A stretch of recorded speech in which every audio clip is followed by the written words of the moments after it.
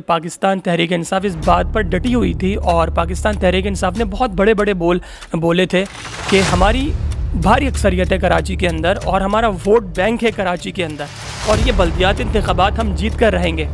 और आपने सरप्राइज़ दिया पाकिस्तान तहरीक इंसाफ को। पीपल्स पार्टी ने कराची में बल्दियाती इंतखाबात का सेहरा अपने सर सजा लिया।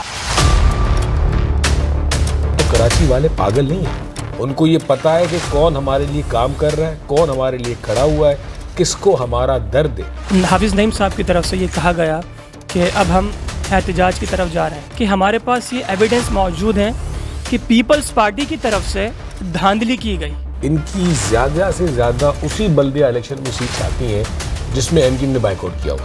तो इनका तो अभी ये तो बल्दियाती इलेक्शन है, अभी जनरल में इनका पूरे पाकिस्तान में बुरा हाल देखिएगा कि पीटीआई कहाँ खड़ी होती है। कराची वालों को कोई एक पैकेज तो देते हैं। कराची वाले आपको किस बात पे वोट दें? अपने कॉल पे जो लीडर ना खड़ा हो वो कौन सा लीडर हो? इमरान खान एक ये तारीख में लिखा जाएगा कि एक बहुत अच्छा क्रिकेटर और एक नाअहल तरीन वज़ीर आज़म। सब्सक्राइब करें और बेल दबाएं ताकि कोई खबर रह न जाए।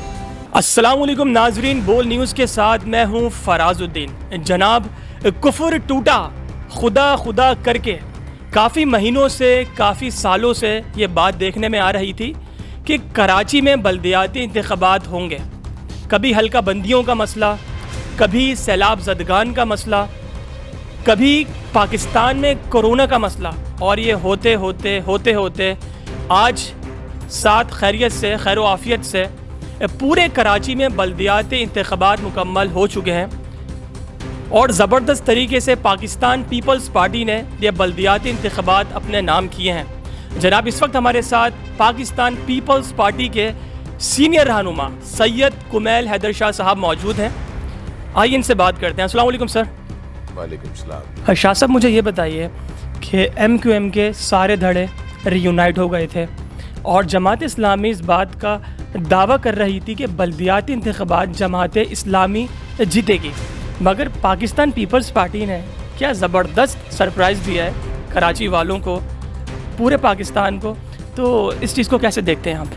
मैं ये समझता हूँ कि कराची वालों ने सरप्राइज़ दिया है और कराची वालों ने ये देखा है कि जब भी इलेक्शन रिग्ड नहीं होगी, जब भी इलेक्शन अपने रियल तरीके से होगी, तो वोट भुट्टो का है, वोट पाकिस्तान पीपल्स पार्टी का है। मीडिया के तवज्जुह से, सोशल मीडिया के तवज्जुह से लोगों ने अब ये देख लिया है कि कौन सी पार्टी। देखिए, पाकिस्तान पीपल्स पार्टी में आपको कोई बदमाश नहीं मिलेगा, पाकिस्तान पीपल्स पार्टी में आपको कोई बता वाला नहीं मिलेगा। पाकिस्तान पीपल्स पार्टी एक प्रॉपर ऐसी पार्टी है जो हर तबके की नुमाइंदगी करती है, ख्वाह वो मजदूर हो, मिडिल क्लास मैन हो, अमीर हो, ज़मींदार हो, टैक्स पेयर हो, आप देखें कोई रिलीजियस आलिम साहब हो, वो भी पाकिस्तान पीपल्स पार्टी में आपको मिलेगा, वर्कर भी मिलेगा, मिडिल क्लास मैन भी मिलेगा, एक इंडस्ट्रियल भी मिलेगा, मतलब it's a collector of all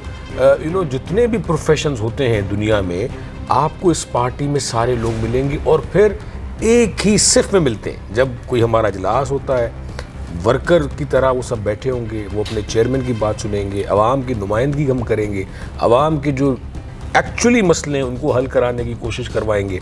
ये पीपल्स पार्टी का जो काम है।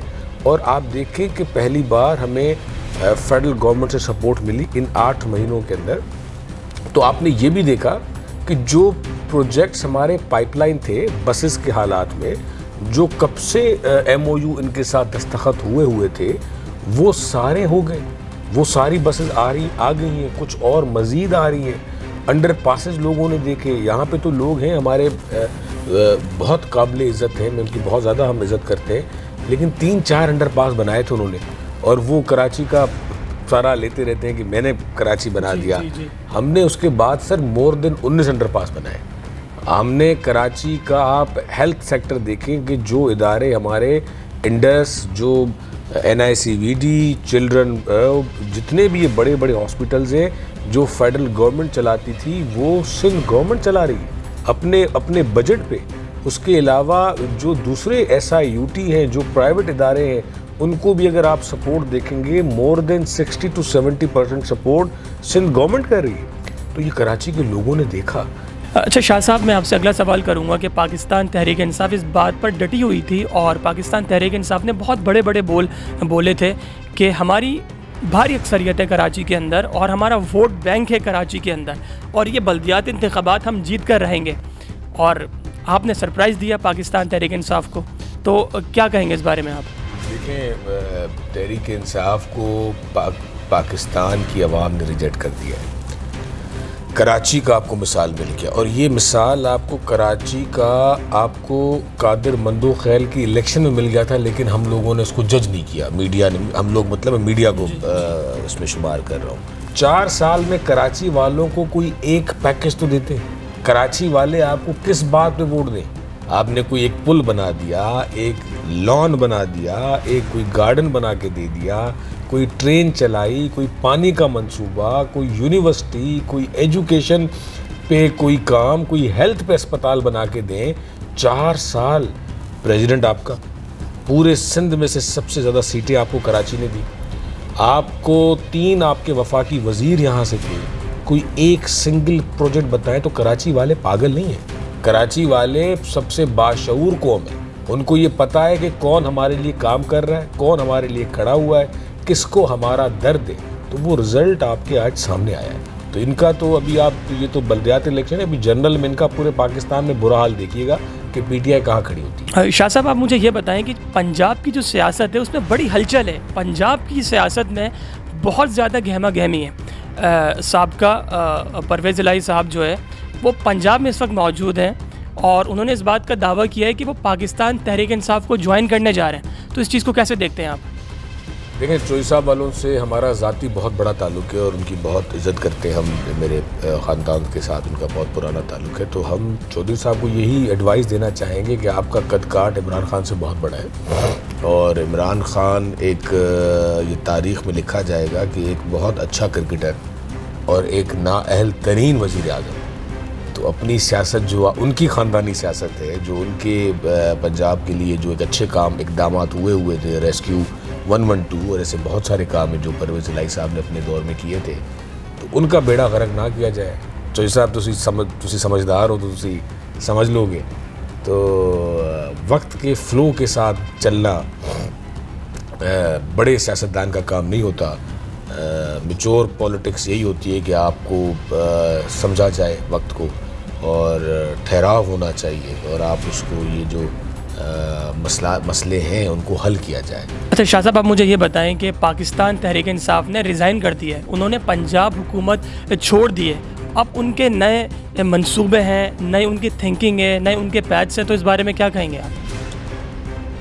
देखें, नया मंसूबा क्या, ये तो वो यू टर्न के जो वो कहा करते थे कि मैं किंग हूँ यू टर्न का, तो उन्होंने यू टर्न ही लिया है और नए नस्ल को भी वो यही सिखा रहे हैं। और ये आप क्या मैसेज देना चाहते हैं कि जब आप पंजाब, जहाँ पे आपकी गवर्नमेंट बनी हुई है, आपने वहाँ से रिज़ाइन कर दिया और फिर आप वफाकी असम्बलियों में आ रहे हैं और फिर मैं बहुत बड़ा कोई चैम्पियन हूँ, ये तो नाअहलियों की तरफ बातें हैं। आप अपना कमिटमेंट्स अपने पार्टी के लोगों को डिसहार्ट कर रहे हैं और मतलब अपने कॉल पे जो लीडर ना खड़ा हो वो कौन सा लीडर हो? लीडर तो वो होता है कि मर जाए मट जाए भाई, अपने कॉल पे खड़ा रहना है और आवाम की बेहतरी के लिए काम करना है और ह्यूमैनिटी के लिए काम करना है।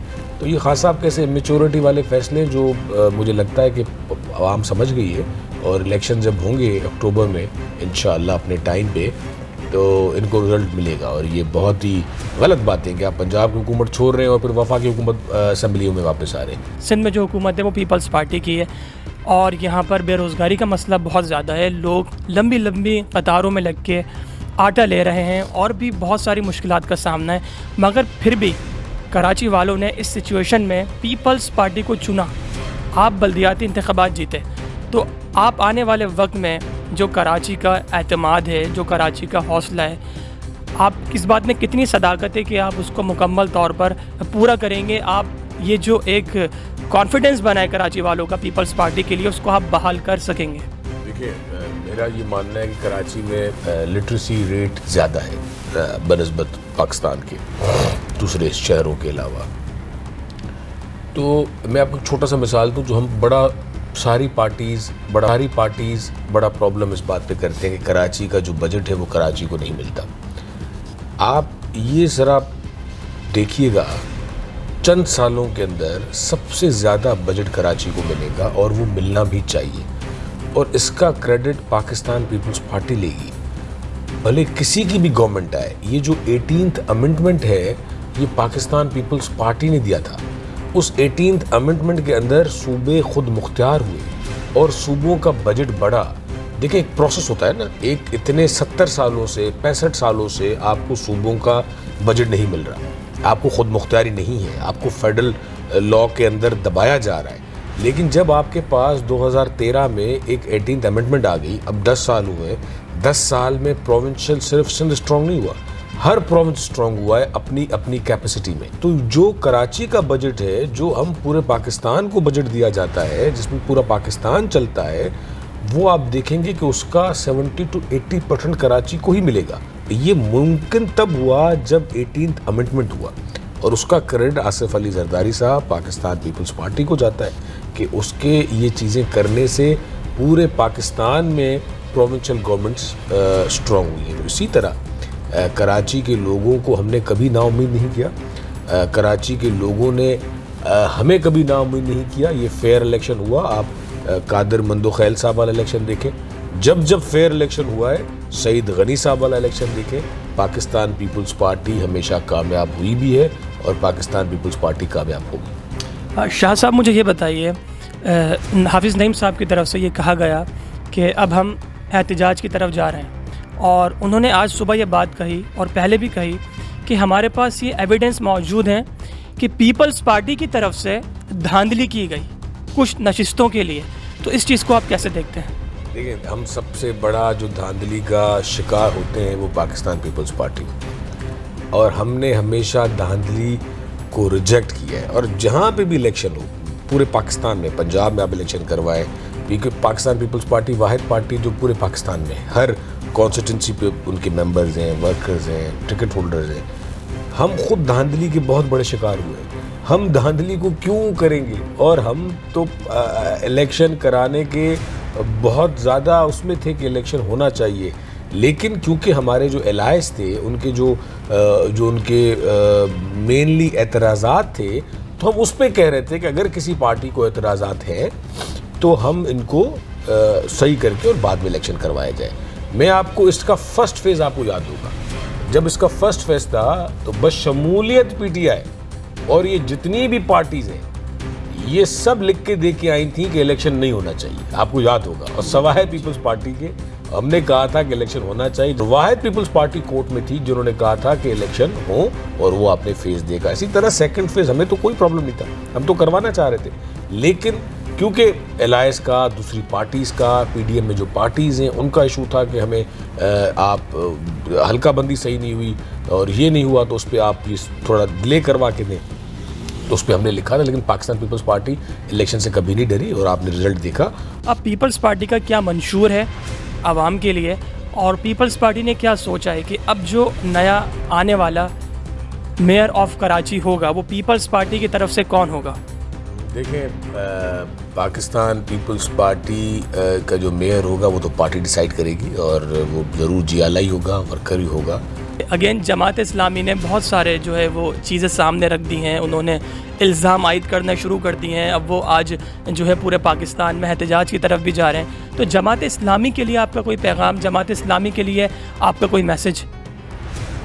देखें, जमात इस्लामी एक अच्छी पार्टी है पाकिस्तान की पॉलिटिकल, जिसमें प्रॉपर एक सिस्टम बना हुआ है, बहुत अच्छी पार्टी है। लेकिन ज़रूर उनको अवाम उस हिसाब से बार बार रिजेक्ट किया जा रहा है। पुराने बल्दिया इलेक्शन में देखें आप, और जनरल इलेक्शंस में आप देखें, और फिर आप ये भी एक ज़रूर बात नोट किया करें कि इनकी ज़्यादा से ज़्यादा उसी बल्दिया इलेक्शन में सीट्स आती हैं जिसमें एमक्यूएम ने बाइकआउट किया होता है, वो 2001 वाला हो या अब ये वाला हो। अभी भी एमक्यूएम अगर बाइकआउट ना करती तो जो उनका ये नंबर रेशो आ रहा है, इसमें से आधे भी नहीं होते, या आधे मुत्तहिदा लेती, एमक्यूएम पाकिस्तान लेती।